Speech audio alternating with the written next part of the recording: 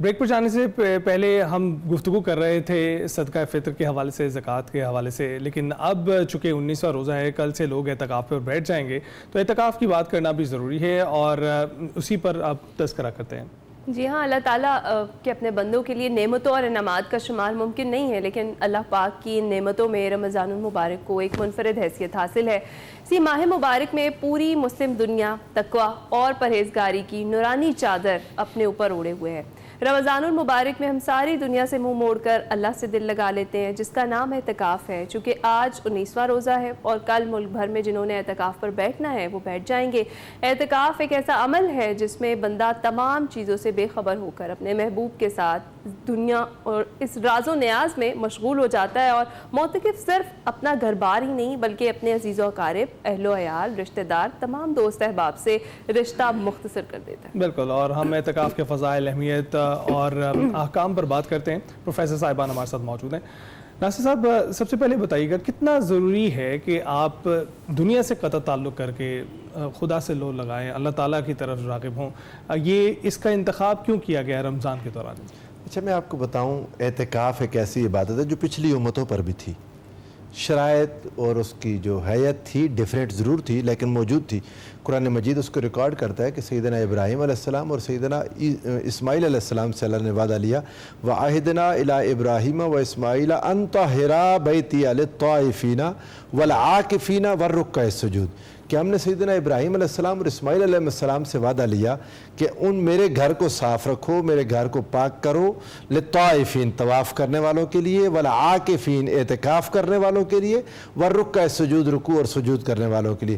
گویا سیدنا ابراہیم علیہ السلام اور سیدنا اسماعیل علیہ السلام کے زمانے میں بھی لوگ خانہ خدا میں اعتکاف کرتے تھے۔ حضور نبی کریم صلی اللہ علیہ وآلہ وسلم نے اس عبادت کو بہت پسند فرمایا۔ آقا علیہ السلام نے مدینہ منورہ ہجرت کے بعد کوئی سال مس نہیں کیا۔ آقا علیہ السلام کی اپنی ظاہری حیات طیبہ کا جو سیکنڈ لاسٹ ایئر تھا، کسی ایک سفر کی وجہ سے آپ کا اعتکاف آقا علیہ السلام کا مس ہو گیا، تو اس سال حضور علیہ السلام نے جب اگلے سال جا کے پھر باقاعدہ 20 دنوں کا اعتکاف کیا آقا علیہ السلام نے، یعنی پچھلے کی بھی کمی پوری کی۔ اور ایک اعتکاف تو رسول اللہ نے پورا ماہ رمضان کیا، یعنی پہلے 10 دن کیا، پھر دوسرے 10 دن کیا، پھر تیسرے 10 دن کیا۔ تو آقا علیہ السلام نے پھر امت کو بتایا، ہمارے لیے سہولت کر دی، صرف ہمیں دکھانے کے لیے۔ حضور تو جانتے تھے رب ذوالجلال ان کو علم عطا کیا تھا، اور حضور کے سامنے پردے اٹھے ہوئے ہیں۔ آقا علیہ السلام کے لیے شب قدر کی تلاش نہیں تھی، شب قدر تو خود مصطفیٰ کی تلاش میں ہے، شب قدر تو خود حضور کی تلاش میں ہے۔ آقا نے ہمیں بتانے کے لیے اور ہمیں شوق دلانے کے لیے کہ شب قدر جو 1000 راتوں سے افضل ہے اس کی تلاش کرو، تو آخری عشرہ ہمیں عطا کر دیا۔ تو حضور نبی کریم صلی اللہ علیہ وآلہ وسلم کے اس عمل کی دوام کو، ہمیشگی کو، بڑے بڑے محدثین نے کہا ہم بہت حیران ہیں کہ رسول اللہ نے اتنی پابندی فرمائی، اور جب آقا علیہ السلام کا وصال پاک ہو گیا، حضور دنیا سے پردہ فرما گئے، تو اس کے بعد ازواج مطہرات یہی کام اعتکاف کو انہوں نے جاری رکھا۔ تو اعتکاف کی بھی 2 شکلیں ہیں، ایک تو اعتکاف وہ ہے جو سنت ہے جو ہمارا ماہ رمضان میں ہم کرتے ہیں، اور ایک اعتکاف اگر کسی نے منت مانی کہ میرا فلاں کام ہو جائے، نظر ماننا، اور میں اعتکاف کروں گا، تو وہ اعتکاف واجب ہو جاتا ہے۔ یا خدا نخواستہ اگر کسی شخص کا اعتکاف کسی وجہ سے ٹوٹ گیا تو وہ دوبارہ جو اعتکاف کرے گا، باقاعدہ روزے رکھ کے اعتکاف کرے گا، وہ واجب کے زمرے میں آئے گا۔ رمضان المبارک کے آخری عشرے میں حضور سرورت عالم صلی اللہ علیہ وآلہ وسلم نے، آپ کہہ لیں 20ویں روزے کی افطاری مسجد میں ہو، جامع مسجد ہونی چاہیے تاکہ وہاں جمعہ کے لیے اسے کہیں دور نہ جانا پڑے، مسجد میں اپنے آپ کو پابند کر لے۔ یہ وہ چیز ہے جو نبوت کے کچھ جو خواص امت کی طرف کچھ برکات منتقل کی گئی ہیں۔ آقا علیہ السلام کو خلوت پسند تھی، تو امت کو یہ سبق دیا گیا کہ آپ تنہائی میں جا کر اپنے رب کو یاد کریں اور تنہائی میں اپنے آپ کو پہچانیں، اپنی کمزوریوں کو، اپنی خطاؤں کو، اپنی غلطیوں کو، اپنے جو آپ عمل کر رہے ہیں ایک بار رک کر اس کو ری تھنک کریں، ری وزٹ کریں اپنے آپ کو، اور اللہ رب العزت کے حضور پرانی معافی مانگ کے آئندہ کے لیے اپنا لایعمل درست کریں۔ اس کے لیے یہ خلوت بہت ضروری ہے۔ فاضل صاحب آپ کیا ایڈ کریں گے؟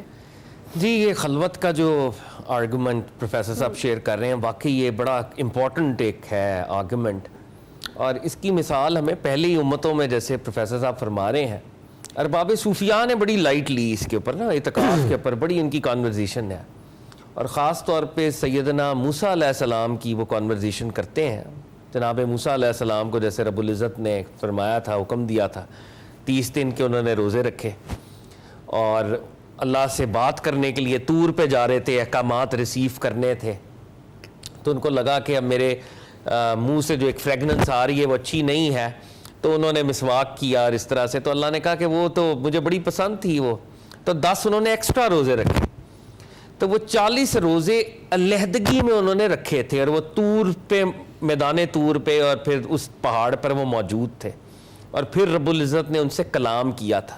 یعنی انسان جب خلوت اختیار کرتا ہے، آئسولیشن میں جاتا ہے، تو وہ اپنے رب کے ساتھ اپنے تعلق کو ریئلائز کرتا ہے، یہ اسپرٹ ہے۔ اور سرکار دو عالم صلی اللہ علیہ وآلہ وسلم نے جیسے ہمیں ترغیب دی، خاص طور پہ لیلۃ القدر کو ڈھونڈنے کی ترغیب ہے اس کے اندر، لیکن جو اس کی اسپرٹ ہے وہ اپنی ذات اور رب تعالیٰ کے تعلق کی ریئلائزیشن ہے۔ اچھا، ہمارے جو کرسچن برادرز تھے، مطلب جو پچھلی شریعت تھی، وہ ایکسٹریم پہ چلے گئے، انہوں نے رہبانیت اختیار کر لی نا، انہوں نے مونسٹریز بنا لی، انہوں نے کہا کہ ہم ساری زندگی ہی ایک طرح کی اسٹیٹ آف اعتکاف میں رہیں گے، تو رب العزت نے اس کو ریجیکٹ بھی کیا۔ قرآن کے اندر آیات موجود ہیں جس میں اللہ رب العزت نے فرمایا کہ یہ ہم نے کوئی پابند نہیں کیا تھا، انہوں نے خود ساختہ پابندی اپنے اوپر لگائی ہے کہ خلوت میں چلے گئے ہیں، دنیا کے کام چھوڑ دیے ہیں، دنیا کے سارے معاملات، شرعی معاملات سے علیحدہ ہو گئے، ہم نے پابند نہیں کیا تھا، مگر یہ اس پر بھی پورا نہیں اتر رہے، اس پہ بھی پورا نہیں اتر رہے۔ تو اللہ کے نبی صلی اللہ علیہ وآلہ وسلم جو شریعت لے کے آئے ہیں، یہ بیلنسڈ شریعت ہے۔ This is the path of moderation also. آپ پوری زندگی کا اعتکاف نہیں کر سکتے، آپ پوری زندگی خلوت میں نہیں رہ سکتے، آپ جناب موسیٰ علیہ السلام کی طرح شاید 40 دن بھی خلوت میں رہنا شاید پاسبل نہ ہو۔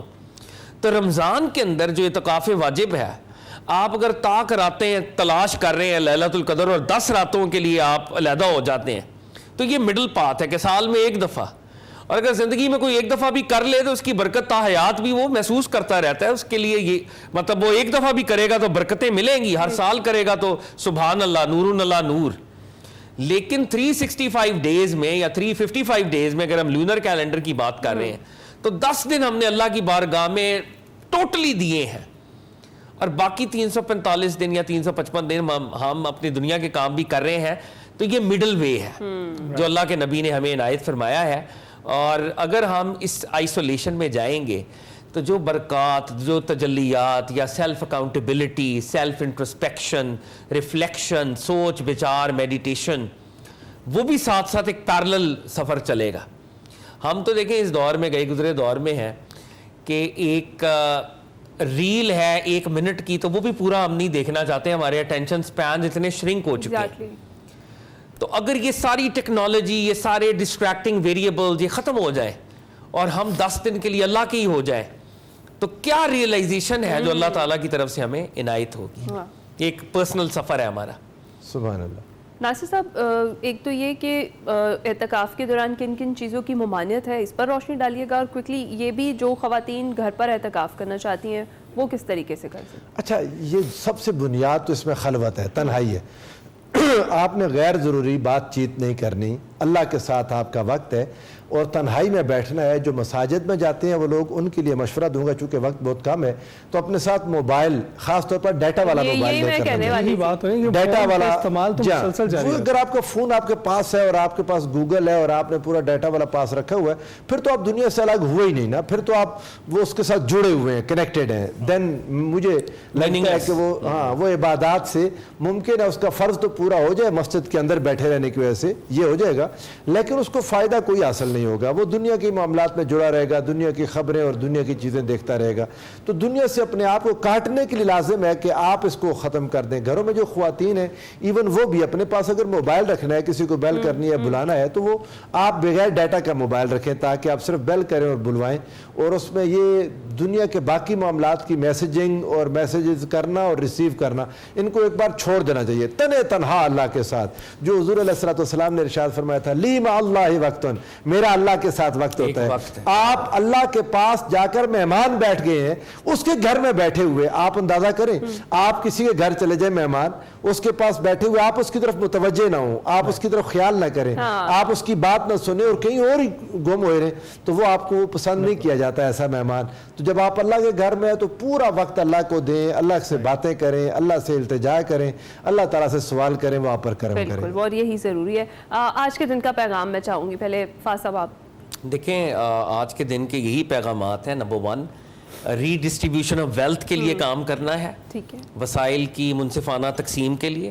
زکوٰۃ اور صدقات کا جو نظام اللہ اور اس کے نبی صلی اللہ علیہ وسلم دے رہے ہیں, اس کا امپورٹنٹ ٹول ہے. اور آپ کی عبادات بھی ڈپینڈ کرتی ہیں آپ کے حقوق العباد کے فریم ورک کے اوپر. اگر آپ یہ معاملات ادا نہیں کر رہے, آپ کی عبادت بھی ادھوری ہے, پھر آپ ایک سیکولر مسلمان ہیں. آپ ٹرولی مسلمان نہیں ہیں کہ آپ اپنی مخلوق کا خیال نہیں کر رہے. اور آئسولیشن کو اختیار کرنا, رب تعالیٰ کے ساتھ کنیکٹ کرنا, واقعی معتکفین میں ہو جانا, آئی تھنک یہ اس کو ریوائیو کرنے کی ضرورت ہے. بی بی مریم سلام اللہ علیہا بہت بڑی اگزامپل ہے, قرآن کے اندر بھی جیسے ان کا ذکر ہے, وہ بیت المقدس کے اندر وہ معتکفین میں سے تھیں, وہ معتکفین کی اماموں میں سے ہیں, جو انہوں نے وہاں بیٹھ کر کیا, اور ان کو کیا تجلیات اور کیا برکات اور بے موسم پھل ان کو عنایت ہوئے. تو یہ بے موسم پھل اصل میں سمبل ہیں. جب آپ اللہ کے ہو جاتے ہیں تو اللہ رب العزت اپنی قدرت سے آپ کو وہ عطا کرتا ہے جو آپ سوچ بھی نہیں سکتے. بالکل صحیح ہے. کچھ دیر میں اب لاہور میں افطار کا وقت ہونے والا ہے. پروفیسر صاحبان بہت بہت شکریہ.